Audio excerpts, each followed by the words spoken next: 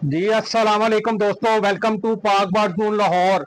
दोस्तों खास वीडियो आप लोगों के लिए बता रहा हूँ, दो शौकीन भाइयों के लिए जिन्होंने 2025-26 का आगे शौक करना है। ठीक है, हमारे पास सारी मेडिसिन रीस्टॉक होगी और मजीद मेडिसिन भी आ रही है, जिसमें जैसा कि आपको नजर आ रहा है, ये सबसे पहले कैंकर पाउडर नजर आ रहे हैं आपको इम्पोर्टेड मेडपिड कंपनी को। उसके बाद ये आपको आइडियल पिल्स फ्रेश स्टॉक है 2029-2028 की एक्सपायरी वाला।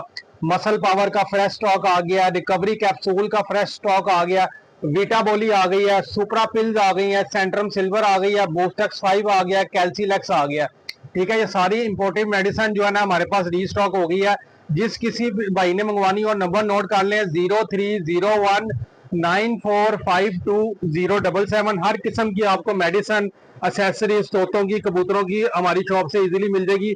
हमारी शॉप की लोकेशन लाहौर समनाबाद, दूसरा गोल चक्कर है, उसके करीब गोगन की भी मुर्ग चढ़ने वाला है, उसी गली में शॉप है।